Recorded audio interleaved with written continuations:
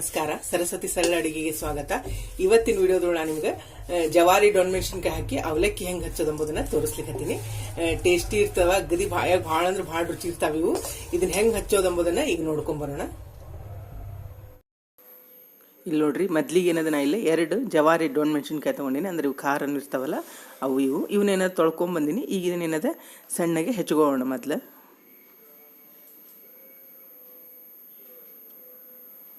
ಈಗೇನದ ತೊಳೆದು ಇಟ್ಕೊಂಡಿದ್ದೆಲ್ಲ ಆ ಡೊಣ್ಮೆಣಸಿನಕಾಯಿನ ಹೆಚ್ಚಿಟ್ಕೊಂಡಿ.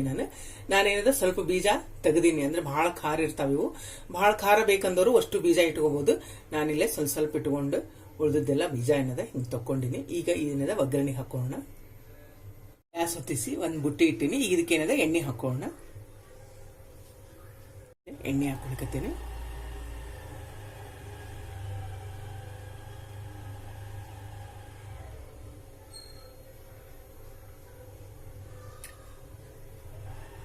ಎಣ್ಣೆ ಕಾದದ. ನಾ ಒಗ್ಗರಣೆ ಹಾಕೋಕ್ಕಿಂತ ಮೊದ್ಲೇನದ ಇಲ್ಲ, ನಾನು ಅವಲಕ್ಕಿ ಹಪ್ಪಳನ ಕರ್ಕೊಳಿಕತ್ತೀನಿ. ಇದ್ರೊಳಗೆ ಇದೇನದ ಅವಲಕ್ಕಿ ಹಪ್ಪಳ.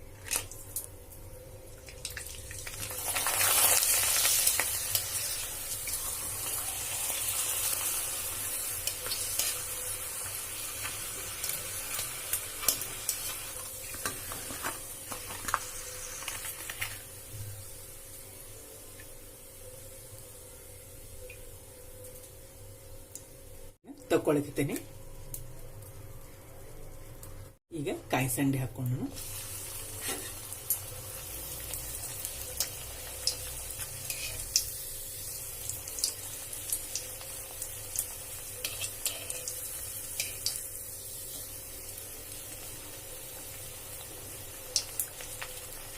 ಚಲೋ ಅರಳ್ತಾವು. ಕಾಯಿ ಸಂಡಿಗೆ ಎಣ್ಣೆ ಚಲೋ ಕಾದ್ರೆ ಹಪ್ಪಳ ಸಂಡಿಗೆನದ ಅರಳ್ತಾವದ್ರೊಳಗೆ. ಇದು ಆಗಿದ್ ನೋಡ್ರಿ. ಇದನ್ನೇನಾರ ತಕ್ಕೋಣ.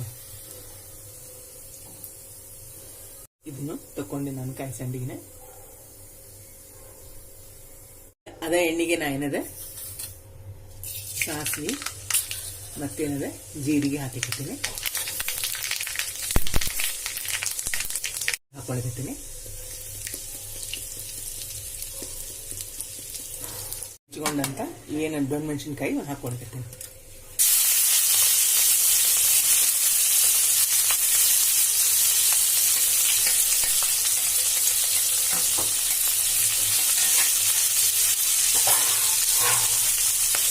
ಈಗ ಕರಿಬೇವು ಹಾಕಿಕತ್ತೀನಿ.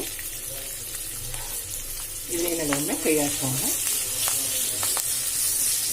ನೋಡ್ರಿ, ಇಷ್ಟು ಬೆಂದದಿದು. ಇಷ್ಟು ಬೆಂದ್ರೆ ಸಾಕು. ಬಹಳ ಹಣ್ಣು ಬೇಯಿಸ್ಕೊಳ್ಳೋದೇನು ಬೇಡ. ಸ್ವಲ್ಪ ಕ್ರಿಸ್ಪಿ ಆಗಿದ್ರೆ ಟೇಸ್ಟ್ ಬರ್ತದೆ. ಹಿಂಗಾಗಿ ನನಗೇನದ ಗ್ಯಾಸ್ ಆಫ್ ಮಾಡ್ಲಿಕತ್ತೀನಿ. ಇದೇನದ ಒಗ್ಗರಣೆ ಪೂರ್ಣ ತಣ್ಣಗಾಗೋವರೆಗೂ ಬಿಡೋಣ. ಇದನ್ನ ನೋಡ್ರಿ, ಒಗ್ಗರಣೆ ಏನದ ಪೂರ್ಣ ತಣ್ಣಗಾಗ್ಯದ. ಪೂರ್ಣ ತಣ್ಣಗಾದ್ಮೇಲೆ ಹಚ್ಕೋಬೇಕು. ಇಲ್ಲಿದ್ರೆ ಅವಲಕ್ಕಿ ಹಾಕಿದ್ರೆ ಏನಾಗ್ತದೆ, ಮೆತ್ತಗಾಗ್ಬಿಡ್ತದೆ ಬಿಸಿದಕ್ಕೆ. ಅದಕ್ಕೆ ಪೂರ್ಣ ತಣ್ಣಗಾದ್ಮೇಲೆ ಅವಲಕ್ಕಿ ಹಾಕ್ಬೇಕು. ಇದಕ್ಕೆ ಈಗ ಇದಕ್ಕೇನದ ಉಪ್ಪು ಸಕ್ಕರೆ ಅದನ್ನೆಲ್ಲ ಹಾಕೋಣ. ಮೊದ್ಲು ರುಚಿ ತಕ್ಕಷ್ಟು ಉಪ್ಪು ಹಾಕ್ಲಿಕತ್ತೀನಿ. ಚಮಚೆ ಸಕ್ಕರೆ ಹಾಕ್ಲಿಕತ್ತೀನಿ. ಈಗ ಅರ್ಧ ಹೋಳು ನಿಂಬೆ ಹಣ್ಣು ಹಿಂಡ್ಕೊಳಕತ್ತೀನಿ. ಇದಕ್ಕೆ ಬೀಜ ಇದ್ರೆ ತೆಗೆದೇ ಹಿಂಡ್ಕೋಬೇಕಾಗ್ತದೆ.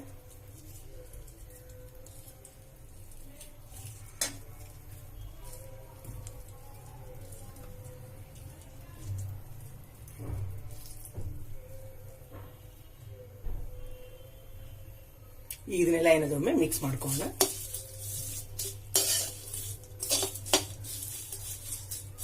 ಇಲ್ಲ ಒಂದು ಬುಟ್ಟಿಯಷ್ಟು ಪೇಪರ್ ಅವಲಕ್ಕಿ ತಗೊಂಡಿನಿ.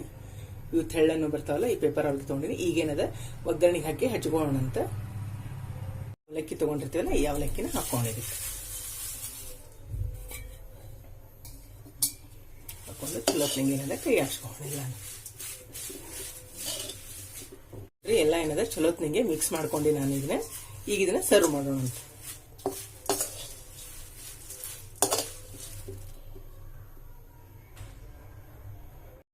ಇದಕ್ಕೆ ಅವಲಕ್ಕಿನ ಸರ್ವ್ ಮಾಡೋಣ ಅಂತ.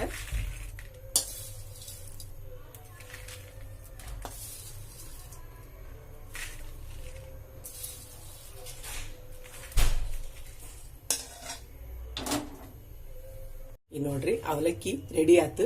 ಇದೇನದ ಹಿಂಗ ತಿನ್ಲಿಕ್ಕೂ ಬಹಳ ಟೇಸ್ಟ್ ಇರ್ತದೆ. ಇದ್ರೊಳಗೆಲ್ಲ ಉಪ್ಪು ಖಾರ ಹುಳಿ ಸಿಹಿ ಎಲ್ಲಾ ಇರ್ತದೆ, ಬಹಳ ಟೇಸ್ಟ್ ಇರ್ತದೆ. ಇದ್ರ ಜೊತೆ ಏನದ ನಾನು ನಿಮ್ಗೆ ಮೊದ್ಲಿಗೆ ತೋರಿಸ್ದಂಗ ಇಲ್ಲಿ ಅವಲಕ್ಕಿ ಹಪ್ಪಳ ಮತ್ತೇನದ ಇದು ಕಾಯಿ ಸಂಡಿಗೆ.